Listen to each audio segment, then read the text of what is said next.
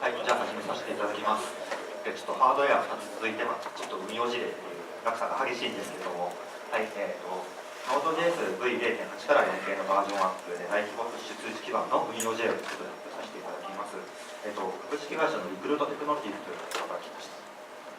で、私についてなんですけれども、名前は伊藤明人と言います。で、所属は、リクルートテクノロジーズの、アプリケーションソリューショングループというところに所属しております。で、今年度新卒で入りまして、で、大体配属されたのが7月で、そこからこれをやれと言われて、ノードをやっているというような、なかなか無茶ぶりなそうされている状況なんですけれども、で、やっていることは、この大規模なプッシュ通知基盤でファスナという僕が呼んでいるんですけれども、それの運用開発っていうのが、主になっていることです。で、本日大体話す内容なんですけれども、最初にまずこのファスナーってシステム何かということを、簡単に説明させていただいて、それで、じゃあ、そのファスナーを、Node 4系にアップデートするという話を、させていただきます。で、アップデートいろいろやらないといけないことがあるんですけれども、ちょっと全部細かく喋りきれないので、焦点を絞って、そのストリームということと、あと実際にアップデートをやってみて、で、なんかいろいろ気づいたこととか、問題だったことみたいな、実際にやってみないと分かんなかったようなというようなことを喋りたいと思います。じゃあ、最初、じゃあどんなシステムなんだという話なんですけれども、プッシュノティフィケーションアグリゲーターリアルタイム&スケーラブルというものの、頭文字を取ってファスナ RS というふうに呼んでいます。で、何かというと、モバイルアプリのためのプッシュの通知基盤です。で、Node.js を用いて、高いリアルタイムで、リアルタイムですかね。あと、AWS の各種機能を用いて、高いスケーラビリティを、達成しているシステムです。今、リクルートグループの、主要なスマホアプリで、大体プッシュ通知が来ると、もしかしたら裏は、大体多分こいつだと思います。で、運用開始から、大体2年ぐらい経っていて、デバイスの規模は億に達しているんですけれども、それでも、大きな障害もなく、固定値で安定して稼働しております。はい、大体のシステムの概要になるんですけれども、2013年の大体12月ぐらいにリリースされたものになっています。で、今は、だんだん、扱うデバイスが増えてきまして、規模感的には、億を超えるデバイスにプッシュ通知っていうのを送っています。で、リクルートグループで出しているアプリ、100個以上あるらしいんですけれども、100個以上のアプリで、さまざまなプッシュ通知を開始しております。で、多様な使われ方をしているって書いてあるんですけれども、プッシュ通知、いろいろな、出し方をしておりまして、例えばそのアプリケーションがインストールされている、デバイス全てにプッシュ配信をしたりだとか、あるいはそのアプリケーションがインストールされているんだけど、その、特定の条件のデバイスにのみ配信したりとか、そういったのいろいろな使われ方をしております。で、開発した言語なんですけれども、言語とプラットフォームなんですけど、Node.js の 0.8K、2年前です。0.8K で開発していて、エクスプレスの3を使っていたりで、ここら辺のアップデートの話をこの2年間、全然ずっとやってこなかったみたいで、そろそろいいタイミングなんで、世に持っていこうよっていうようなことを、今やっております。で、さっきもちょっと話したんですけれども、システムとしては別にノードの 0.8 でもちゃんと動いてる。で、特に障害もないし、大きな問題もないんだけれども、でも、やっぱり今ここでやっていきたいなと思ってるのは、3つ、一般的な話になっちゃうんですけど、理由があります。で、セキュリティリスクであったりとか、あとは新技術への追従であったりとか、あと、今日これから話してるんですけども、Node.js とか IOJS そういう関係性が落ち着いたということが出てきます。セキュリティのリスクっていう話になりますと、今年に入って Node.js、IOJS、大体、2件の脆弱性が見つかっています。どちらもドスの危険性、ドスの可能性があるようなと思うんですけれども、もう0.8で全然、メンテナンスされていないので、もしそんなところに、脆弱性が見つかってしまったら、もうバグが全然対応できなくなってしまうよねっていうような問題点があります。で、新技術っていう話でいきますと、今日結構いろいろ話せられているんですが、HTTP2 とかにも、どんどん対応していきたいというような話があります。APN、iOS9 から Apple の APN が HTTP2 対応になって、将来的にもしかしたら HTTP2 しか通さないようになるかもしれないので、HTTP2 とかしっかり対応していきたいというのと、ああと、JavaScript というかECMAScript なんですけど、最近、2015とか2016とか、いろいろできているので、そういう新技術の開拓とか知見というのをできるべきだというふうに思っています。で、タイミング的な話でいくと、多分これが一番、大事なことになっていて、9月8日に Node.js の 4K というのがリリースされました。で、Node.js と IO が、IOJS が結合されたです。で、それと同時に結構大事なのが、この LTS のプランが、出てきたという。で、Node.js の 4.2 のアーボンが、LTS がサポートされている、LTS としてリリースされていて、これは、もう30ヶ月間もサポートされるということが約束されているので、今からとっても、安心して使える。なので、このタイミング、今っていうのが結構古いバージョンを使っている人たちにとってみたら、この LTS に移行する一番いいタイミングなんじゃないかなというふうに思っています。というわけで、今日の話なんですけれども、バージョンアップ作業というのをやる上で、いろいろ情報を集めたりだとか、実際に動かしてみて、動かなかったりだとか、逆に結構予想に反して動いたりとか、いろいろあるんですけれども、そういったものの中で、見えてきたものとか、そういったものを共有していきたいと思っております。で、その前に、じゃあ、FASNAってそもそもどういうシステムなのかっていうのをちょっと詳しく話していくんですけれども、まず、全体のシステムとして、配信と対象となっているようなデバイスを、登録するシステムと、あと実際のプッシュ配信っていうのを管理するシステム、2つの大きな、サブシステムがあります。デ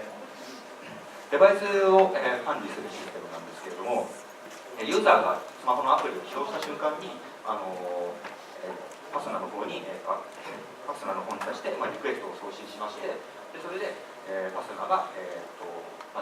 データソースとして用いているDynamoDB だとか Elasticsearch に登録するというようなものです。で、DynamoDB と Elasticsearch を2つ使っているのには一応理由があって、DynamoDB がメインの、データソースなんですけれども、DynamoDB はちょっと検索が苦手なので、Elasticsearch に、アプリケーションの、もっとハイコンテキストな情報を教えてあげる。例えば、このユーザーの名前が何であるとか、このユーザーが使っている OS のバージョンは何であるとか、そういったような、もうちょっとメタな情報っていうのをElasticsearch の方に入れてあげて、実際の配信の時に、柔軟な配信ができるように、この2つを組み合わせてやっているということです。で、実際、プッシュの配信をする方は、事業の担当者、配信の担当者であったりとか、あるいは、バッチサーバーであったりとか、そういったものが、API、UI などを、操作して、で、実際の配信ワーカーから先ほど、取ってきた、Dynamo や Elasticsearch に、入れた情報を使って配信をするというものです。ここで、大体オレンジ色で囲ってあるのが Node.js のアプリケーションです。で、この Node.js のアプリケーションを、AWS のメッセージングサービスである SQS であったりとか、SNS であったりとか、そういったもので、結合して、結合しているっていうのが、大体の、このFASNAのシステムの構成です。なんとなくマイクロサービス風の構成になっているところが分かってきたりとかします。じゃあ、実際、移行するにして、どうやって移行させるかっていう話になりまして、いろいろやらないといけないことがあります。Node.js 4K にアップグレードすると、Core API とかが変わってくるので、Core API を修正したりとか、NPM パッケージもどんどん合わせていったりとか、そういったものが、そろそろ動かなくなるコードの修正だったりするんですけども、例えば、古い実装を、新しい実装に書き換えたりとか、一応新しいノードのバージョンで動いてはいるものの、もう全然2年間とかメンテナンスされてない NPM パッケージをじゃあ、メンテナンスされているものにリプレイスしていったりとか、そういったいろいろやらないといけないことがあります。例えば、NPM パッケージのアップグレードって話だと、今回結構情報をバーッと集めてみたんですけど、すごく細かい。一個一個ちょっと説明していくと、全然時間もなくなってしまうので、今回は思い切ってこのストリームっていうところに話を絞って、話していこうかなと思います。で、ストリームっていうのは、このFASNAの、コアの機能ですね。一番中心のその配信の機能を使われているので、なんでこの一番コアの機能っていうのを、新しいものにするっていったような話をしたいと思います。で、さっきもちょっと話したんですけれども、ストリームが実際に使われているのはここですね。この配信ワーカーと言われているものでして、この実際のプッシュの配信、APM とか GCM にリクエストを送るところっていうのを、この配信ワーカーでやっています。で、その配信ワーカーの中でストリームを活用しております。じゃあストリームって何かっていうのをちょっとおさらいするんですけども、簡単に言うとデータの流れを、きれいに扱うための API です。データを、一括で読み込むんではなくて、破片ごとに読み込んで、処理することができる。で結構大事なのが、その各ストリームをパイプで、つなぐことができるので、読み込むストリームと、あとデータを整形するストリームとか、書き込むストリームとか、そういったものを、パイプでいろいろ連結していることができる。で、Node.js、ストリームはいろいろ変遷がありました。ストリーム1、2、3っていうのがありまして、でストリーム1の時代は、データの取りこぼしだったりとか、ストリームに、書き込みを停止するような、コードや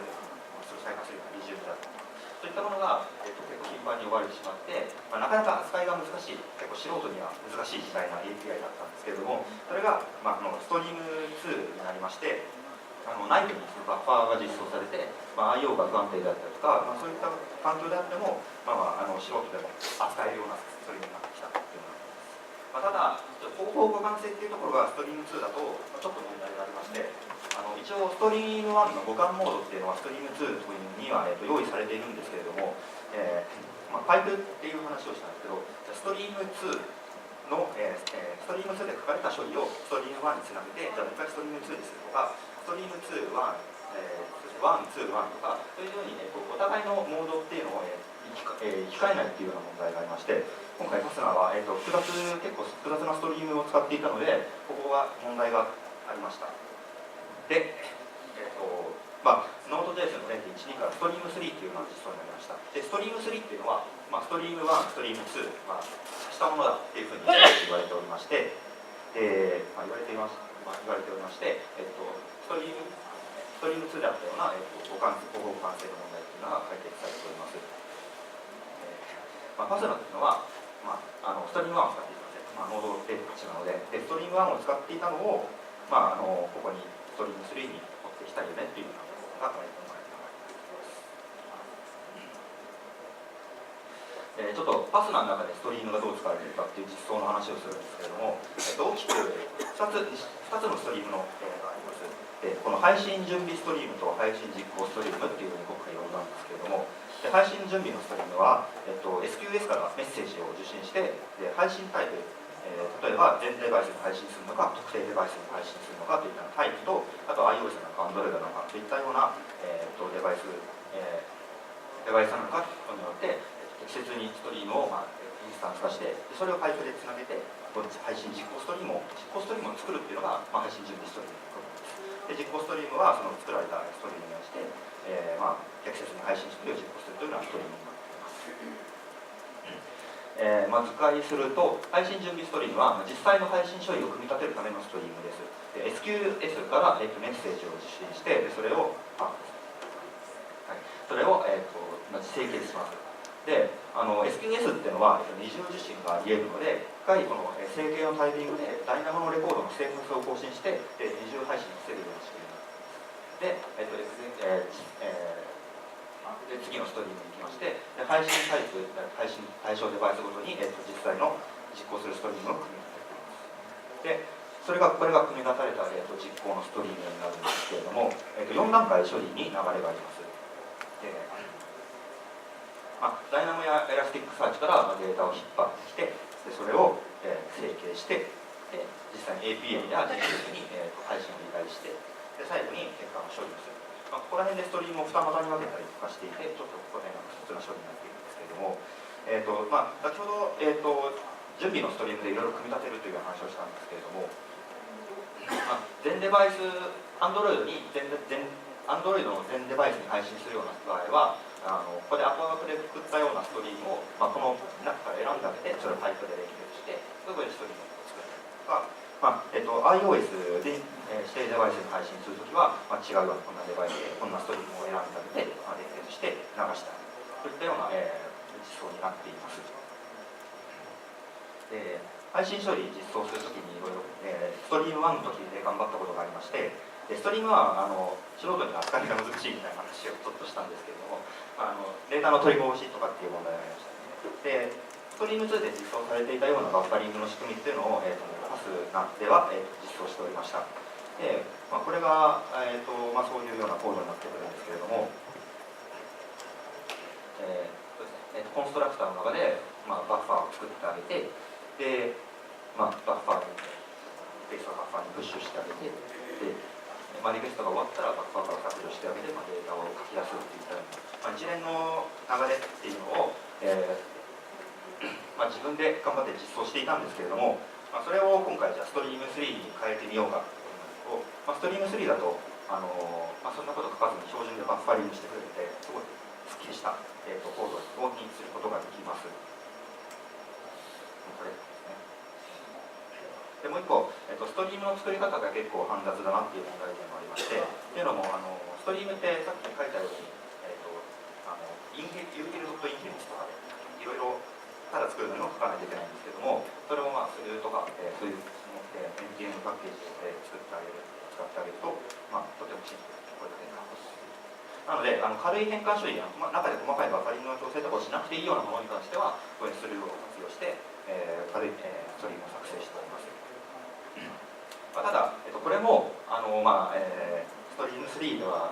スルーを使わなくても同じように書けるようなものが用意されていまして、これは確かシンプルストリームコンストラクターというふうに呼ばれていたと思うんですけれども、このように、統合すると同じようなシンタックスで、ほんと数秒で、ストリームをクリエイトすることができる。なので、ストリーム3になると、NPM の依存ってノードに減らしていけるかなと思っています。で、簡単に書けるっていう話だと、クラス構文も使えるのも、今回結構大きいかなと思っておりまして、今までだったら、先ほど言ったように、DB 変数とかでガーって書かなきゃいけなかったんですが、クラスとエクステンドを使うことによって、すごくシンプルに書けるようになってきました。で、そういうのは RS の中でストリームに移行するのまとめなんですけども、ストリーム 1A の時代から内部バッファーを実装していろいろ頑張っていたりとか、それだとか今いろいろなパッケージを活用していたっていうものを、全部ストリーム3で用意されている標準実装に合わせていこうっていうような流れになっています。で、ここら辺までが大体ストリームパスナーの中でストリームどう使われていくかって話なんですけども、ここからはちょっと実際コードをノード 4 系で動かしていて、どうなったのか、実際どうであったのかなっていうことを、少し話していきたいかなと思います。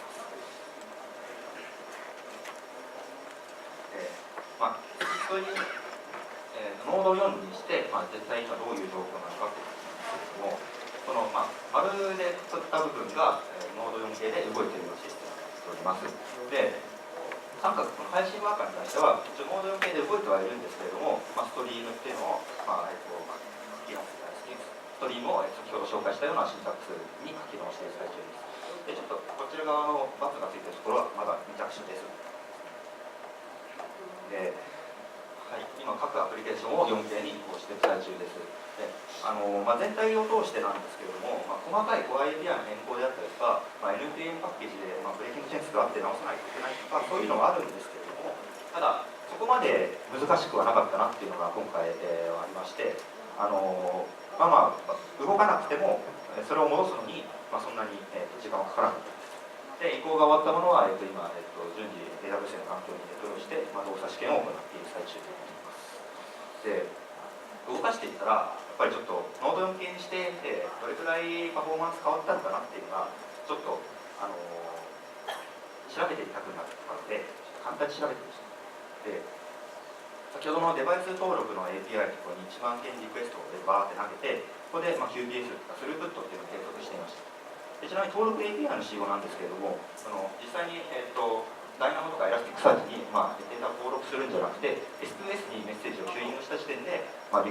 スポンスを返してくるというような実装になっています。大体50同時リクエストになりました。ここで、ノード 4K と 3D なんです。ノード 4K プラスエクスプレス4とノード 0.8K で3で、どれくらい差が出たのかっていうのを検証しています。で、結果になるんですけれども、これはスループットのグラフなんで、上の方、グラフが上がっていればいい、高い方がいい数値なんですけど、こっちの右手の方がノード JS の 0.8K で、左手の方が、ノード JS の 4K ということで、そう、遅くなってるんですよ。でも、そんなことはないだろう。他のベンチマークを見ると、4K の方がいいですし、かといって別にソースコード特に変に変えたところはないし、で、エラーログとかも特に出ていないで、つまりソースコードは大体正常に動いているように見えていたんですね。で、これどういうことなんだろうっていうことを今結構、解析をしておりまして、エクスプレスのハローワールドのアプリですね。本当にただゲットリクエストを送って返す、レスポンスを返すだけっていうことのアプリをで、さっき言うと同じような環境で、ベンチマークを作りました。0.8と 4K だと、間が開きすぎているので、ちょっと簡単に、0.1K、0.12K、あと、この間出た 2K に関してもパフォーマンスを取ってみました。でそうなると、こういう結果になってきまして、どのバージョンに関してもスルーブットを、あまり差はなかったんですよね。なので、さ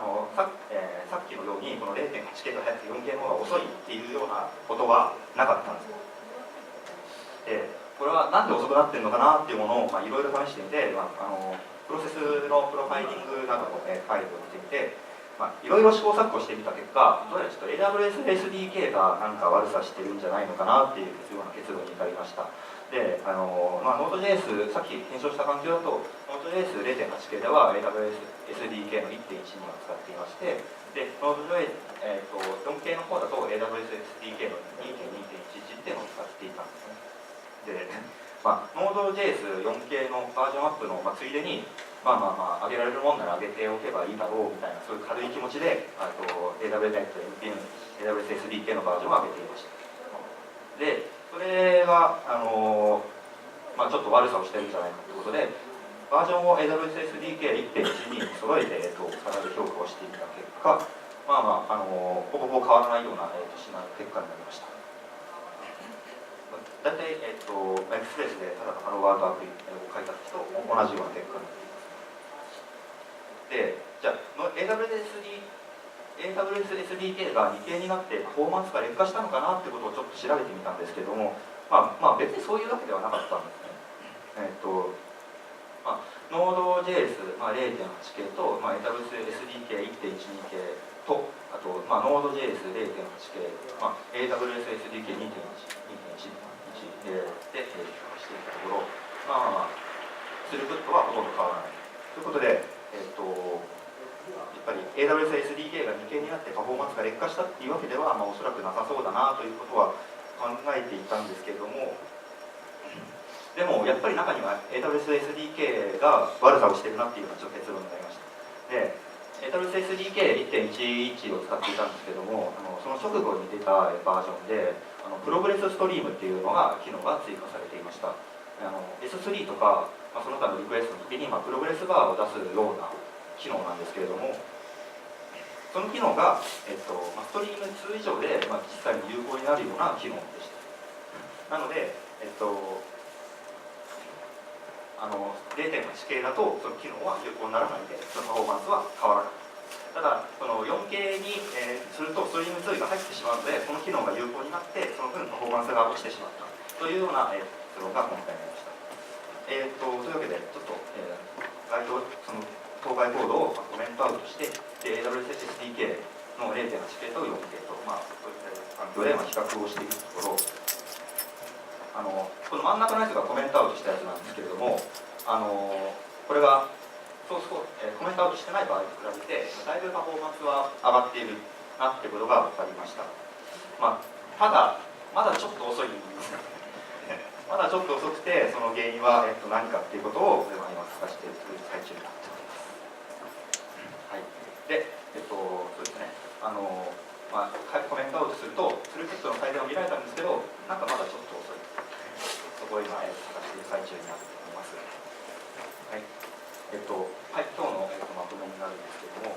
パスの RS は、Node.js 製の大規模プッシュ通知基盤になっています。で、運用開始から2年経ちまして、扱うデバイスっていうのが多く置かれても、障害なしで安定稼働中です。パスの RS を、Node.js 0.8 から 4K に上げる作業を今実行しておりまして、ストリーム1をから、サンシンタックスに上げるというようなことをやっております。大体今回の場合は NPM が悪かったんですけど、NPM のパッケージが悪かったんですけども、そういうものもあるんですけども、何も考えずにそのバージョンをガッと上げてしまうと、むしろ、0.8 の時よりも、パフォーマンスが、下がってしまうことがあるということが分かりました。はい、ちょっと最後なんですけれども、私たちグリッドテクノロジーという曲が最新のノードを使って一緒に仕事をする仲間というのを探しております。最新かどうかちょっと微妙になっちゃいましたね。4.9キロとちょっと微妙になっちゃったんですが、最新のノードを使って一緒に仕事をする仲間というのを探しております。他にもこんな技術を使って開発をしておりますので、もし興味がありましたらこんなようなパンフレットであったりとか、あとこんな感じの4色ボールペン今日持ってきておりますので、後ろの方で興味がある方は声をかけていただけたらと思っております。ありがとうございました。